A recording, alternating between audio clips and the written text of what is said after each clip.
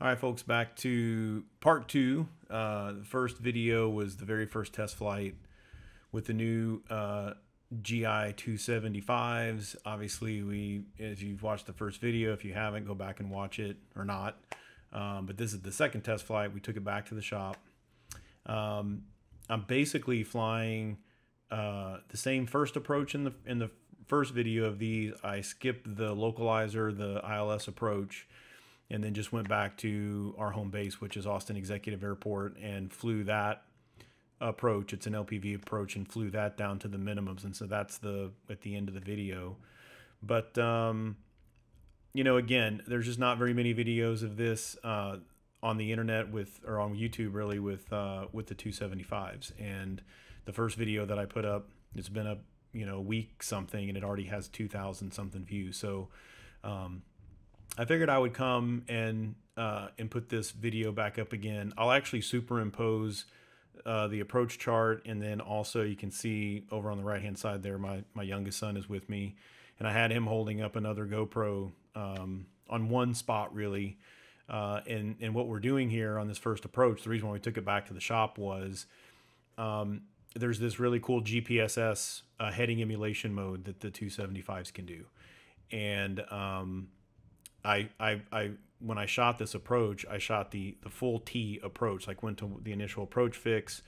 It made a couple GPSS turns, like real shallow turns, but then it had to make that 90-degree turn to intercept the final approach course. And the first time that I did it, you go back and watch the first video, you'll see that it overshot it. Not horrible, but it overshot it, and of course it had to kind of come back to the left.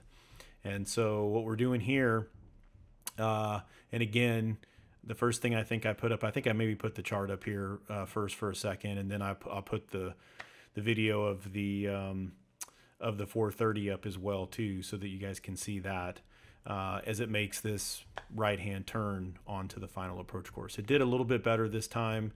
The shop, there is this GPSS. There's a gain setting. And they adjusted that from 1.0 to 1.2. And so I'm not really entirely sure that they knew exactly what that would do. I think they had a conversation with Garmin. It was in the documentation. They figured we would do that. And then, of course, the other thing that we try to do here in this video and this would be how you'd fly in a real life flight, is that, you get turned on this final approach course. You'll see that it'll pick up, it's an LPV approach, and then you'll arm that. You'll couple the approach with the autopilot. And what that does is it gives you the ability to fly not only the localizer or the glide slope as well, right? So you get horizontal and vertical guidance. And so in this thing, and again, I'll put this up in a second, I put my iPad up here to show you that we're on one of the T legs there, and what we're about to do is to make this turn at JUPAX, which is a 90-degree right-hand turn.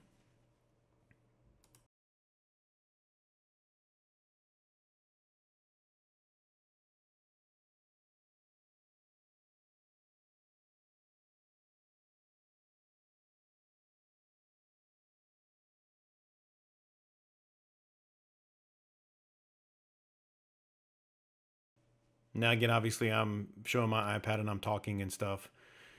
I'm using the in-flight cam. I actually have a video of this kit that I bought to try to get the GoPros to record cockpit audio. It's absolutely horrible. I tried moving the cable over to the co-pilot seat, the co-pilot set of jacks over there, and it's not any better. So I'm trying to, in the first video, I just used a bunch of plugins, like VST plugins, to try to pull some of the noise out. There's this horrible 60 hertz hum, and it just is almost impossible to listen to. So anyway, I'm getting my kid to get lined up to the 430 again here. And what happens, obviously, is that maybe not so obvious, but what happens is that the 430, you'll see on the top, the ADI on the top 275, you'll see it'll blink waypoint. And when it starts blinking waypoint, you can't really see it on the 430, but what it does in the 430 is it starts to show that countdown that, I think it starts at 7 or 8 seconds. And it does that countdown. It tells you you're going to, in this case, I believe I'm pretty sure it's a 1.8. heading for this approach, or for the final approach course. But it'll tell you on the 430 you're going to turn to 179 or 180, whatever it is, and then it counts it down 8, 7, 6, 5, 4. And so you'll see that waypoint blink just kind of under the altitude tape on the ADI on the 275. And then the other thing that's really interesting, and here it's coming up, and you can see that it's blinking that. The other thing that's kind of interesting on the HSI 275, the one on the bottom, is that it'll automatically adjust that course needle for you. So you see it turn right there. On the old HSI, on the analog or steam HSI, you had 2 rotary knobs. You had one for your heading bug, you had one for the course knob. And so you just don't have to mess with that if it's a GPS approach. Now, if you were trying to track a VOR and you were in nav mode or something like that, then you'd, kind of have a bearing pointer or something, that you would be able to move around or use that rotary knob to move around. But in this case, with the GPS approaches, you're good to go. So you can see it's turning again. It overshot a little bit, but not horrible. And it felt like maybe not as bad as the last time. It's already kind of evening up. The other thing is kind of interesting. I don't know if you could see it or not on the GPS. Maybe you can scroll back a little bit to see, but over in the kind of the bottom right-hand side of the main screen there, when we added these 275s, we actually got where it shows the winds aloft. And so in this case, it shows, there's, I think a little bit of a right crosswind. I can't remember. But it is, a pretty good headwind. So that's kind of cool too. That wasn't there before we added these 275s, and somehow with perhaps the OAT temp, I can't remember what the name of it is. It's like a GDP 51 or something like that. But the OAT probe that we had installed, maybe that's, giving it some information and stuff as well. That's helping out, and it's getting that information back. So that's pretty handy, kind of a cool side feature.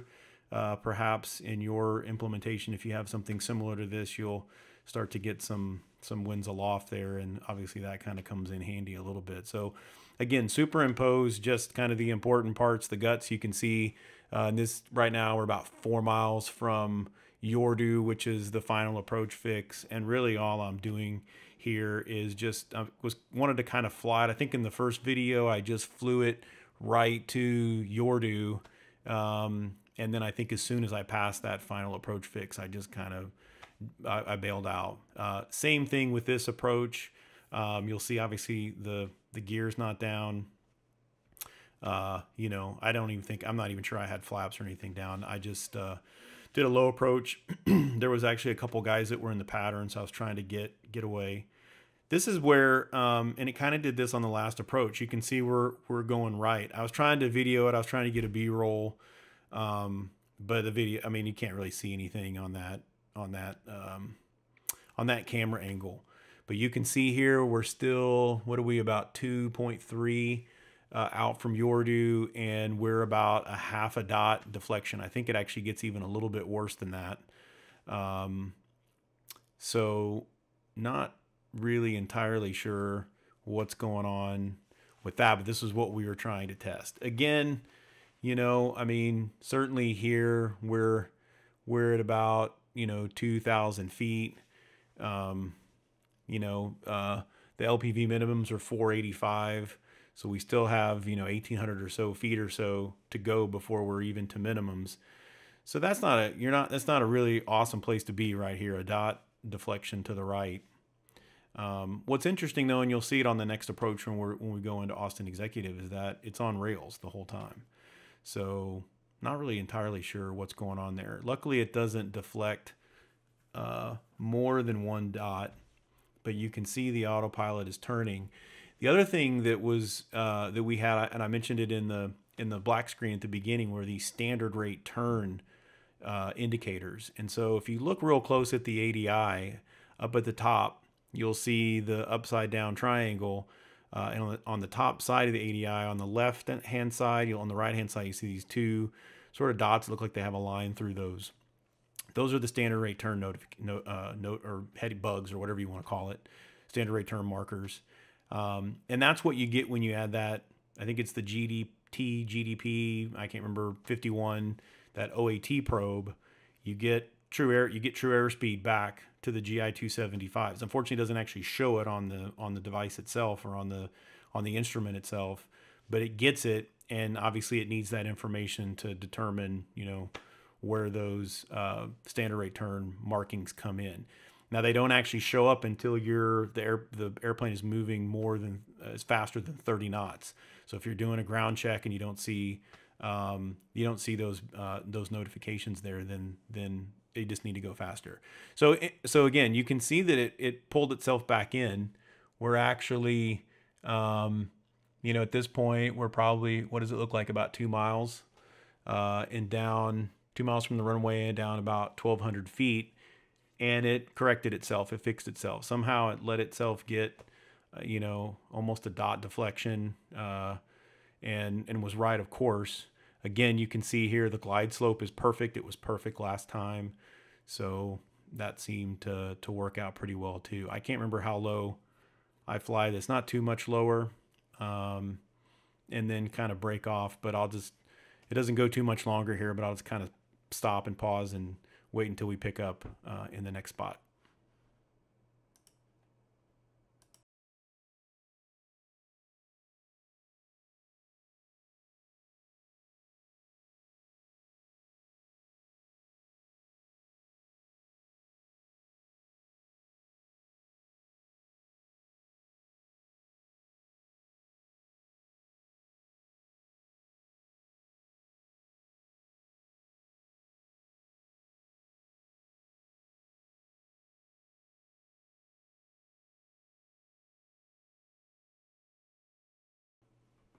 All right, so you can see here that we're real close to the runway. It got a little bit off, but not much more than that. And then basically just went missed. I'll put the chart up here for Austin Executive in a second, I think. But what we're doing here, again, is this GPS's heading mode. Now what happens right here is pretty interesting. You can't hear the audio, but I'm in GPS's heading mode, and I'm talking to Austin Approach, and they're telling me to maneuver around for some traffic. And you can see what kind of a pain in the butt it is. I'm scrambling because I'm talking to air traffic control, and they're telling me to make a turn to 270, and then as he's watching the other traffic, and I was too on my iPad, the guy was just kind of circling around. He was only 200 or 300 feet below me. And I'm just flying. You can see I'm at 3,000 feet. I'm actually flying the approach now. And it's just a practice approach. But anyway, you can see as you're moving in and out of that, just kind of what a pain it is. And again, I alluded to this in the last video. It'd be really nice. The installer told me today that there's like 78 pins on the back of these 275s. And so it's all software. So Garmin, could and should be able to pull a couple pins off, or a pin, or however many pins they need, so that the installers can mount a panel, like a switch, like a push button switch, that would allow you to very quickly switch between GPSS mode and heading mode. So if you're in this scenario where you're en route and you're flying along, and then they say, hey, you need 10 degrees left for traffic, or you need 10 degrees left for weather, or something like that, you got to switch out of GPSS heading mode. And as you could see, when you had the menus enabled, as you're rotating the knob, the heading bug's not even active. So you kind of have to think about where the heading bug is before you even start that process, because as soon as you flip the switch to go from GPSS mode to heading mode, it's going to start turning to wherever the heading bug is. And you can see that's what happened to me prior. The airplane started turning the wrong way because the heading bug was off. So it's kind of, not an awesome, that's the one part, that's really the kind of the only nitpick. And again, I would imagine before the end of this calendar year that there's some sort of a system update, and some of that stuff gets fixed. So the next thing that's coming up here, again, we were direct to dart, I think, a little while ago. The next thing that's coming up is this left-hand turn, this 90-degree left-hand turn. You can see I didn't put the video up from my son holding the camera on the 430, but you can see that it's going to make this turn. If it's at that initial approach fix, that fessus. So it's making the turn. And again, it looks pretty good. It doesn't overshoot as much as the one in Hearn, which obviously was a turn in the other direction. Now our installer told us to actually, and you can kind of see when you do the autopilot test, you basically just engage the autopilot like in a pre-flight. And again, now I'm just arming it to put in approach mode so that we can get the glide slope as well. But when you're in pre-flight, you can just turn just heading mode, turn the autopilot on, and then swing the heading bug around, and you can actually see the yoke move back and forth. And you can visually see that it just turns a little bit slower to the right in our airplane than it does in the left. And so maybe that's the issue for us, is that just for whatever reason, it's an old autopilot and it just doesn't turn as fast to the right. And so if we're making these 90-degree turns on approaches, then, you know, we might overshoot it a little bit. But anyway, I'm just kind of playing around. I think there's just a few minutes left in the video. You can see I switched over to, it's kind of an overlay. It's a map mode. I like it. It shows the fixes and things on there. It shows a few other cool things, but what it doesn't show is your like the distance to the next waypoint and things like that. So I think for me, and you have to be down really low. You can see it's down at like 10 nautical miles, and I think you have to be below at least 30, whatever the click down is from 30 nautical miles, to even see fixes and things like that. So it is kind of cool. It shows that the dotted line there, it kind of shows your anticipated route and things like that. But that view, as I switch back there, that's just the view that I like. It shows LPV. If we lost that signal or something like that, then we'd see it, you know, go back to an LNAV or something like that, and we would know that we need to make the change. So having it on that map mode when you're actually doing an approach doesn't seem like, you know, such a great thing to do. So, final approach fix here. This was my last call to actually, when I was, you know, when approach turned me over to the tower over at executive, that's when they told me to call them. I'm a little bit before, about, you know, 2 miles or so, and I'm getting the plane set up to land. So the gear's down, you know, working down to 100 knots or so, first notch of flaps, just really getting the plane configured for landing just a little bit before the final approach fix.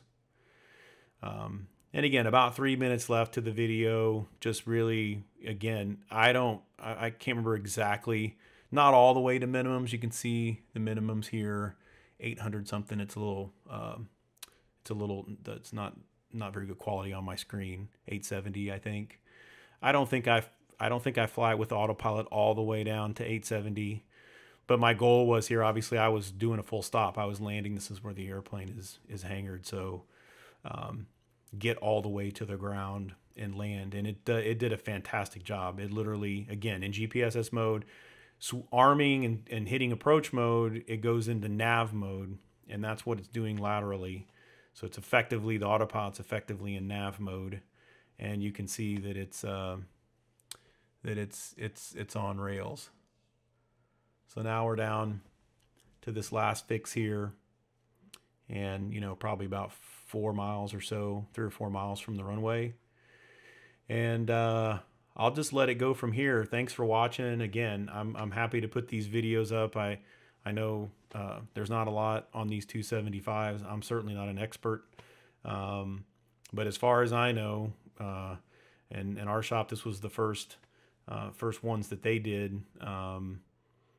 This is the only video that's up of somebody who's basically put 2 of them in a configuration that effectively can replace an entire 6-pack. We left the airspeed indicator and the altimeter in just because otherwise we wouldn't have had anything else, you know, no instruments there. So it's just nice to have them.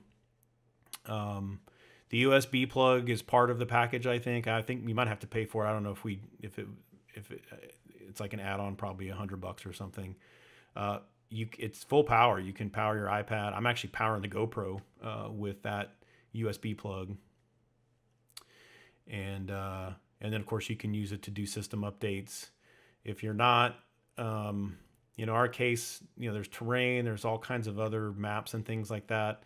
You can use the 275 as a VFR GPS. If you were doing that, you probably want to pay for the subscriptions and stuff. But the full yearly subscription to keep both of these things updated is another $600 something. So we probably won't. To keep it airworthy, every 5 years you have to do an update. So basically to keep using them every 5 years, you've got to download the updates and update everything. So so after a few months, probably wouldn't trust anything necessarily on the map too much. Would be trusting it more on the 430 because that's what we're actually keeping updated. So, but anyway, thanks for watching. Hopefully this was somewhat helpful. Certainly if you have any questions, leave them in the comments. Be happy to answer whatever I can. And really pretty happy with the instruments, to be honest with you.